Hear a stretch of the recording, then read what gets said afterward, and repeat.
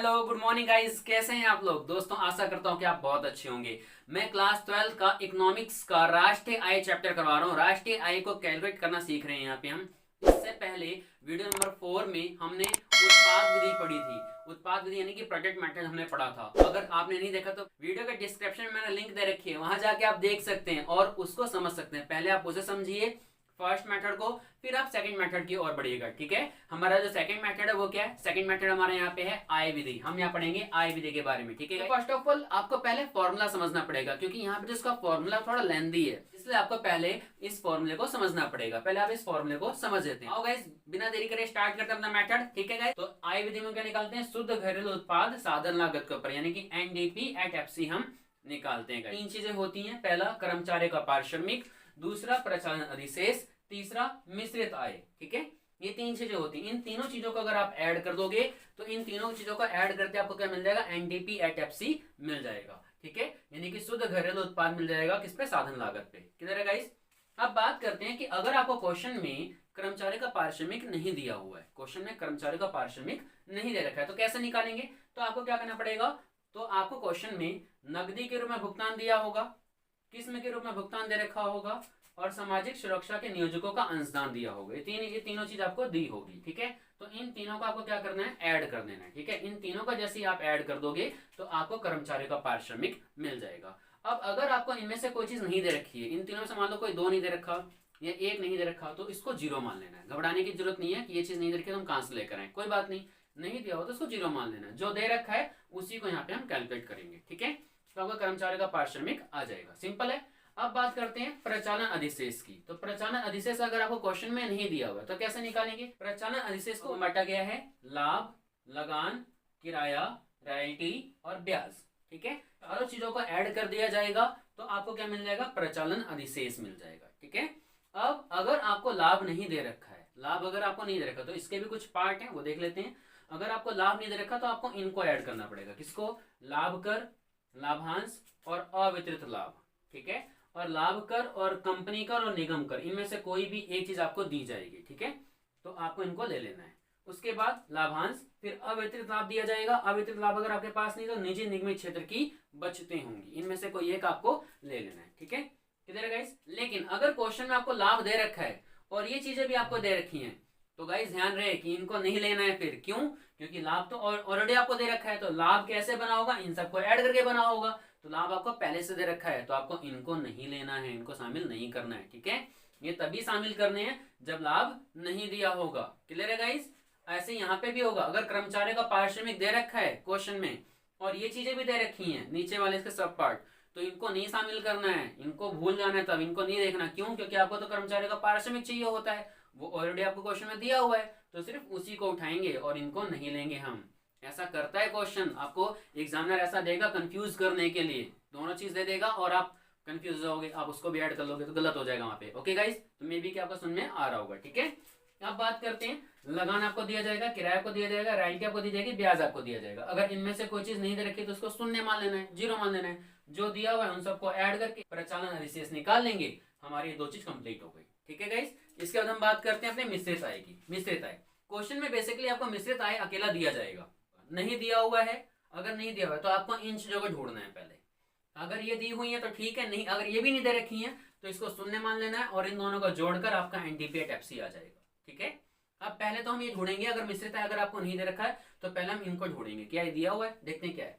कह रहे हैं कि स्वनियोजित की मिश्रित आय, ठीक है, या फिर मिश्रित आय, इन दोनों को एक दिया होना चाहिए। उसके बाद अगर ये नहीं दे रखा तो सरकारी क्षेत्र की आय या फिर सरकारी अधिशेष। ठीक है, अब सरकारी अधिशेष अगर आपको नहीं दे रखा तो क्या है, संपत्ति व उद्यम वर्ती से प्राप्त आय, ये होना चाहिए, या फिर गैर विभागीय उद्यमों की बचतें, ये होना चाहिए। यानी कि इनमें से कोई भी एक होना चाहिए। ठीक है, अगर ये दोनों मिल जाते हैं तो दोनों को ऐड करना है, आपका ये बन जाएगा और ये आपका मिश्रित आय बन जाएगा। क्लियर है गाइस, तो मे बी कि आपको कोई डाउट नहीं होगा। ठीक है, तो ये हमारा फॉर्मूला था। अब इन तीनों को बेसिकली इन तीनों को ऐड करके हमारा क्या बन जाता है, एनडीपी एट एफसी। और मेन आपको एनडीपी एट एफसी निकालना है। एनडीपी एट एफसी निकालने के बाद जो भी क्वेश्चन आपको कहेगा वो हम आसानी से निकाल लेंगे। मैंने आपको वीडियो का थर्ड पार्ट में सिखा रखा है कि ये NDP at FC, GDP at MP और जीडीपी एट एमपी निकालने के बाद अगर आपको किसी चीज में कन्वर्ट करना तो हम कैसे कन्वर्ट करते हैं, वो मैंने आपको वीडियो का थर्ड पार्ट में बता रखा है। अगर आपको नहीं पता तो आप वहां जाके देख सकते हैं। तो ये हमारे फॉर्मूले की बात हो गई, ठीक है गाइस। अब आप एक काम कर सकते हो, वीडियो को पॉज करके आप आसानी से इन फॉर्मूलों को ऐड कर सकते हो, यानी कि अपने कॉपी में ऐड कर सकते हो, उन्हें लिख सकते हो और लिखकर इसे याद कर सकते हो, ठीक है, सिंपल। अब हम राष्ट्रीय के मिनिमम 2 क्वेश्चन करेंगे ताकि आपको कोई डाउट ना रहे। इसके बाद कोई डाउट रहता तो प्लीज मेरे कमेंट बॉक्स में लिखिए या फिर मेरे व्हाट्सएप नंबर पे मुझे मैसेज करिए, ओके गाइस। तो नाउ दोस्तों अब हमारे पास क्वेश्चन है, मैंने क्वेश्चन लिख दिए यहाँ पे आय विधि के लिए। पहला हमारा क्वेश्चन लिखा मैंने यहाँ पे, ठीक है। मैं आपको क्वेश्चन सारा समझाता हूँ और यहाँ पे मैंने आपको फॉर्मूले लिख दिए, ठीक है। वो सारे फॉर्मूले मैंने आपको नोट करने के लिए कहा था, मैंने यहाँ पे लिख दिया ताकि हमें कोई दिक्कत ना है, हम आसानी से ऐसे कर सके, ठीक है। सारे मैंने यहाँ पे लिखे हुए, ओके गाइस, ठीक है। पहले बात करते हैं आय विधि की, ठीक है। तो आय विधि में क्वेश्चन की बात कर देते हैं। तो क्वेश्चन में क्या दिया हुआ है हमको, क्या दिया, जरा पढ़ देते हैं। कह रहा है कि बाजार मूल्य पर, बाजार मूल्य का तो यहाँ पे क्या हो गया, एमपी यानी कि मार्केट प्राइस ना। बाजार मूल्य पर निवल राष्ट्रीय उत्पाद। अब निवल राष्ट्रीय उत्पाद का मतलब क्या होता है गाइस, निवल का मतलब क्या होता है एन, ठीक है। राष्ट्रीय का मतलब क्या होता है एन और उत्पाद का मतलब क्या होता है पी। यानी आपको क्या निकालना है, एनएनपी निकालना है। एनएनपी किस पे निकालना है, बाजार मूल्य। बाजार मूल्य का मतलब क्या हो गया यहाँ पे एमपी, यानी कि आपको फाइंड क्या करना है, एनएनपी एट एमपी आपको फाइंड करना है। एनएनपी एट एमपी आपको फाइंड करना है, क्लियर है गाइस, ठीक है। बाजार मूल्य पर निवल राष्ट्रीय उत्पाद हमको निकालना है। अब क्या क्या दिया है, कह रहा है कि स्वनियोजितों की मिश्रित आय 8000 आपको दे रखी है, करोड़ों में है, ठीक है, ये 8000। मूल्य ह्रास दे रखा है 200, लाभ दे रखा है 1000, किराया दे रखा है 600, ब्याज दे रखा है 700, कर्मचारियों का पारिश्रमिक दे रखा है 3000, निवल अप्रत्यक्ष कर दे रखा है 500, विदेशों को निवल कारक आय दे रखा है 60, ठीक है, और निवल निर्यात दे रखा है आपको -50, और विदेशों को निवल चालू हस्तांतरण ये दे रखा है 20, ठीक है।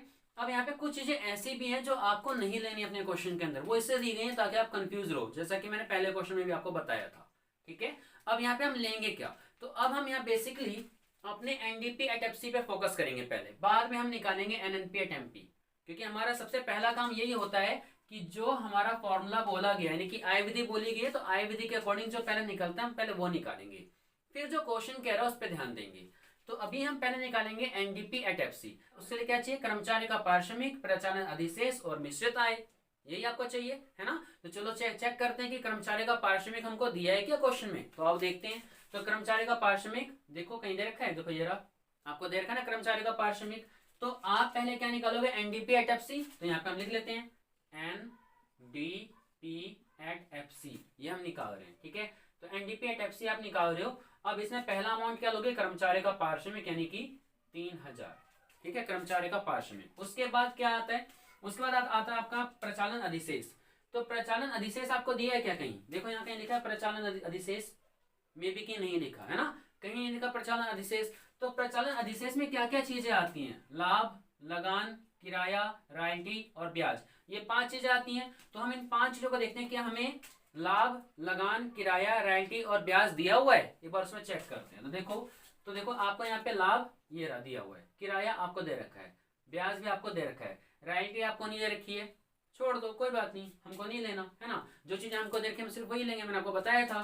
तो हम लाभ ले लेते हैं। लाभ हमारे पास यहाँ पे कितना हो जाएगा, लाभ हमारे पास हो जाएगा 1000, तो यहाँ पे आप प्लस कर लो 1000, 1000 हमने यहाँ पे ऐड कर लिया। उसके बाद फिर किराया, तो किराया हमारे पास यहाँ पे जो है कितना 600 हमने यहाँ पे किराया यानी कि 600 हमने ऐड कर लिया। फिर ब्याज, तो ब्याज हमारा कितना हो जाएगा 700, हमने यहाँ पे 700 भी ऐड कर लिया, ठीक है। तो मे बी क्या प्रचालन अधिशेष भी आपका पूरा हो गया, ठीक है, प्रचालन अधिशेष की सारी चीजें इसके अंदर आ गई हैं। अब हम बात करते हैं किसकी, मिश्रित आय की, ये भी हमारा पूरा हो गया। मिश्रित आय की बात करते हैं। तो मिश्रित आय, तो मिश्रित आय चेक करते हैं कि हमें मिश्रित आय यहाँ पे दिया हुआ है। तो देखो यहाँ पे कहीं मिश्रित आय लिखा है, यहाँ लिखा तो है लेकिन अकेला मिश्रित आय नहीं लिखा हुआ है ना, तो कहीं भी मिश्रित आय अकेला कहीं नहीं लिखा हुआ है। अब मिश्रित आय के अंदर क्या क्या आता है, स्वनियोजितों की मिश्रित आय या फिर सरकारी क्षेत्र की आय, ये 2 चीजें आती हैं, इन दोनों से कोई एक होना चाहिए। तो देखो यहाँ पे दे रखा है क्या, ये रहा स्वनियोजितों की मिश्रित आय, दिया ना आपको, है ना गाइस। तो इसको क्या करेंगे, इसको यहाँ पे हम उठा लेते हैं। तो हम यहाँ पे अपना 8000 भी क्या करेंगे यहाँ पे ऐड कर लेंगे, ठीक है। अब आप इन सबको ऐड कर दो, सबको ऐड करने पे क्या हो रहा है, ठीक है। तो सबको ऐड करके देखते हैं हमारे पास कितना आता है, सबको आपको यहाँ पे ऐड करना है। तो गाइस इन सबको ऐड करके हमारा टोटल कितना आ जाएगा, इन सबको हमने ऐड करा तो इन सबको ऐड करके हमारा आ रहा है 13300, ये हमारा ऐड करके आ जाता है, ठीक है, ये हमारा ऐड करके आ गया। तो हमारे पास क्या आ गया, एनडीपी एट एफसी हमारे पास आ गया 13300, 300, ये हमारे पास एनडीपी एट एफसी आ गया। लेकिन क्या हमें एनडीपी एट एफसी चाहिए था? नहीं चाहिए था सर, हमें एनडीपी एट एफसी नहीं चाहिए था। हमें क्या चाहिए था? हमें तो यहाँ पे चाहिए था बाजार कीमत पर निवल राष्ट्रीय उत्पाद चाहिए। तो बाजार कीमत पर निवल राष्ट्रीय उत्पाद का मतलब क्या हो गया कि आपको चाहिए बाजार कीमत पर निवल राष्ट्रीय उत्पाद। निवल का मतलब हो गया क्या? एन। राष्ट्रीय का मतलब क्या हो गया? एन। उत्पाद का मतलब क्या हो गया? पी। अब ये चीज मैं कैसे कर ले रहा हूं, मैंने वीडियो के थर्ड पार्ट में आपको बता रखा है सारी चीजें कि राष्ट्रीय को क्या बोलते हैं, ठीक है, यानी कि राष्ट्रीय को क्या बोलते हैं, उत्पाद को क्या बोलते हैं, सकल को क्या बोलते हैं, घरेलू को क्या बोलते हैं, मैंने आपको बता रखा है, वहां आप देख सकते हो। ठीक है, तो एन का मतलब यहाँ पे निवल का मतलब क्या हो गया? एन। निवल का मतलब क्या हो गया? एन। और राष्ट्रीय का मतलब क्या हो गया? एन। उत्पाद का मतलब क्या हो गया? पी। अब किस पे? बाजार मूल्य पे। तो बाजार मूल्य का मतलब क्या हो गया? एमपी। यानी आपको चाहिए एनएनपी एट एमपी, आपको चाहिए एनएनपी एट एमपी, आपको चाहिए। ठीक है गाइस, तो एनएनपी एट एमपी निकालते हैं। हमें पता क्या है? हमें पता है NDP at FC. NDP at FC हमको पता है। अब इसको चेंज कैसे करना है ये भी मैंने वीडियो के थर्ड पार्ट में बता रखा है। वीडियो के थर्ड पार्ट में मैंने इसे बता रखी है, डिस्क्रिप्शन में लिंक है गाइस, जल्दी जाके वहां देख लो। ठीक है, ताकि आपको समझ में आ जाए। अब देखो क्या करना है, एन तो एन में कन्वर्ट हो रखा है पहले ही, डी को एन में कन्वर्ट करना है। तो डी को अगर आपको एन में यानी कि डोमेस्टिक को नेशनल में कन्वर्ट करना है तो क्या करेंगे हम यहाँ पे? प्लस नीफा, है ना, विदेशों से निवल कारक आए को हम यहाँ पे ऐड कर लेते हैं। ठीक है, उसके बाद पी तो पी में ही है, एफसी को एमपी में कन्वर्ट करना है। अगर आप एफसी को एमपी में कन्वर्ट कर रहे हो तो क्या आएगा? क्या आएगा?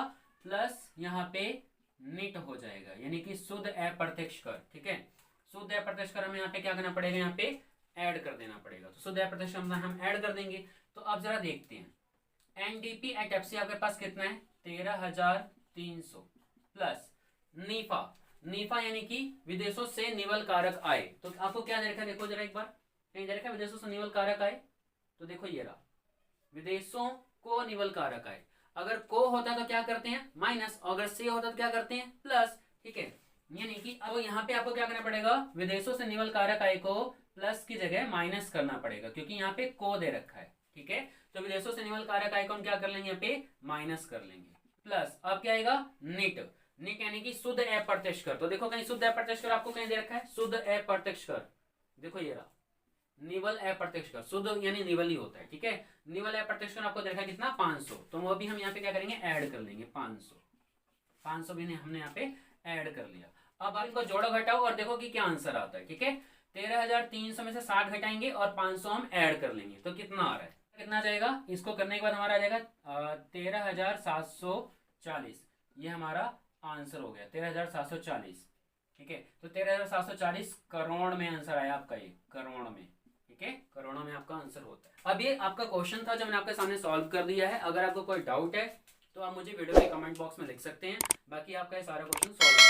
ठीक है गाइस, ये आपका समझ में आ गया होगा। अब ऐसे ही क्वेश्चन और कर लेते हैं, एक या दो तीन क्वेश्चन कर लेते हैं इसके नेक्स्ट पार्ट में। वीडियो के नेक्स्ट पार्ट में हम ऐसे दो तीन क्वेश्चन और करते हैं। ओके गाइस, तो गाइस तब तक के लिए आप फॉर्मूले को अच्छे से समझ लो, अच्छे से लिख लो और उसको याद कर लो, ताकि मैं जब अगला क्वेश्चन कराऊंगा अगली वीडियो में तो आपको कोई दिक्कत नहीं, आप खुद भी जवाब दे सकोगे।